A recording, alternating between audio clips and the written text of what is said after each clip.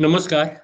आजचा विषय यशासाठी अजून काय जोडायचं की काय सोडायचं? एका मोठ्या शहरात एक छोटासा व्यवसाय करणारा अमोल सकाळी ऑफिसमध्ये आला. टेबलवर फाईलचा ढीग होता. मोबाईलवर 78 व्हॉट्सअप मेसेजेस, 42 ईमेल्स, 3 नवीन बिझनेस आयडियाज, 2 मीटिंग्स, 4 ग्राहकांच्या तक्रारी आणि त्याच्या डायरीत लिहिलेलं होतं, यावर्षी व्यवसाय दुप्पट वाढवायचा. संध्याकाळ झाली.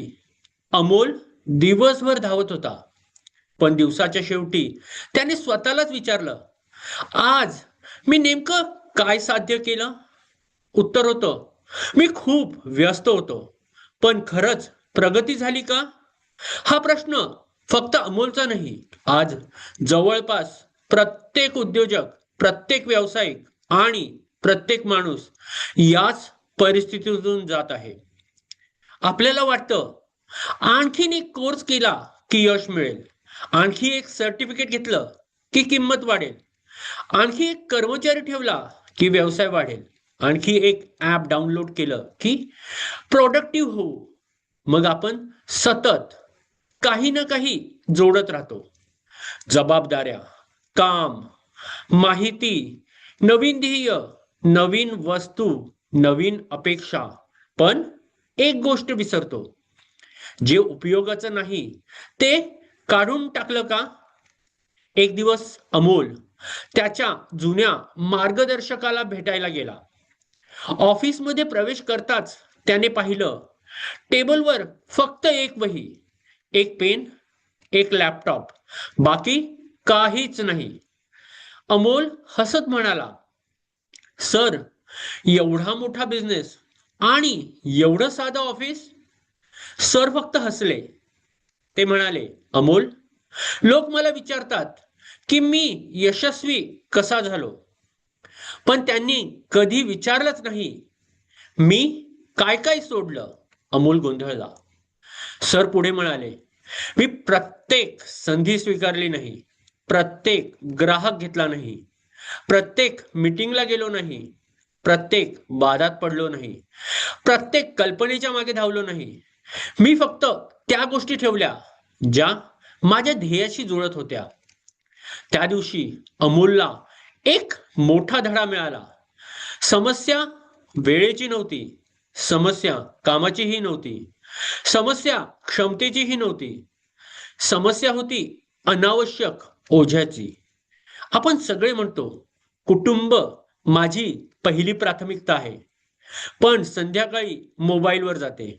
आपण म्हणतो, आरोग्य महत्वाचं आहे, पण व्यायामाला वेळ नसतो. आपण म्हणतो, मला शिकायचं आहे, पण जे शिकलो आहोत त्यावर कृती करत नाही. मग प्रश्न असा नाही की आपण आपली मूल्य चुकीची आहेत. प्रश्न असा आहे की आपले रोजचे निर्णय त्या मूल्यांशी जुळतात का? आज माहितीची कमतरता नाही. YouTube, podcast, AI, books, courses सगळं उपलब्ध आहे. पण ज्ञान गोळा करणं आणि आयुष्य बदलणं यात खूप फरक आहे. 10 पुस्तकं वाचून व्यवसाय उभा राहत नाही. 100 व्हिडिओ पाहून नेतृत्व विकसित होत नाही. 1000 कल्पना लिहून यश मिळत नाही. यशाची सुरुवात कृतीपासून होते. स्वतःला एक प्रश्न विचारा, जे मला आधीच माहित आहे त्यातील किती गोष्टी मी प्रत्यक्षात केल्या आहेत? आणखी एक मोठी समस्या, आपलं मन कधीच शांत नसतं. उठल्यावर मोबाईल, कामात मोबाईल, जेवताना व्हिडिओ, चालताना पॉडकास्ट, झोपण्यापूर्वी रील्स. शांतता आपल्याला अस्वस्थ करू लागली आहे. पण लक्षात ठेवा, सर्वात चांगले निर्णय गोंधळात घेतले जात नाहीत, ते शांत मनातून जन्माला येतात. खरी प्रगती एका मोठ्या बदलाने होत नाही, ती होते जाणीव, स्वीकार, छोटा बदल, सातत्य आणि मग यश. आयुष्यात प्रत्येक हो मागे अनेक नाही लपलेले असतात. तुम्ही प्रत्येक संधी स्वीकारू शकत नाही, प्रत्येक माणसाला खुश ठेवू शकत नाही, प्रत्येक कल्पनेच्या मागे धावू शकत नाही. लक्ष केंद्रित करणं म्हणजे सगळं करणं नाही. लक्ष केंद्रित करणं म्हणजे जे सर्वात महत्वाचं आहे ते निवडणं. दर महिन्याला स्वतःच्या आयुष्याचं ऑडिट करा. तुमचा वेळ, तुमच्या सवयी, तुमची नाती, तुमचे ध्येय, तुमचे विश्वास. स्वतःला विचारा, यापैकी काय अजूनही माझ्या भविष्यासाठी उपयोगाचं आहे आणि काय फक्त माझ्या आयुष्याचं ओझं वाढवत आहे. कल्पना करा, तुमचं आयुष्य एका बोटीप्रमाणे आहे. दरवर्षी तुम्ही त्यात काही ना काही भरत आहात. जुन्या सवयी, अपूर्ण भीती, लोकांना खुश ठेवण्याचा प्रयत्न, अनावश्यक कामं, तुलना, पश्चाताप. एक दिवस बोट जड होते. मग आपण मोठं इंजिन शोधतो, नवीन स्ट्रॅटेजी शोधतो, नवीन मोटिवेशन शोधतो. पण कदाचित बोटीला मोठं इंजिन नको असतं.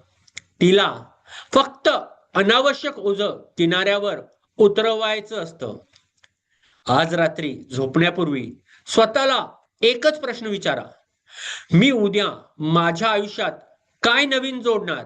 हा प्रश्न बदलून असा विचारा, मी उद्या माझ्या आयुष्यातून कोणती एक अनावश्यक गोष्ट कायमची काढून टाकणार? कारण यशस्वी लोकांकडे वेळ जास्त नसतो आणि त्यांच्याकडे अनावश्यक ओझं कमी असतं. आणि लक्षात ठेवा, आयुष्य बदलण्यासाठी नेहमी काहीतरी नवीन जोडावंच लागतं असं नाही. कधी कधी ते तुमच्या कामाचं नाही, ते सोडून देणं हीच सर्वात मोठी प्रगती असते. धन्यवाद.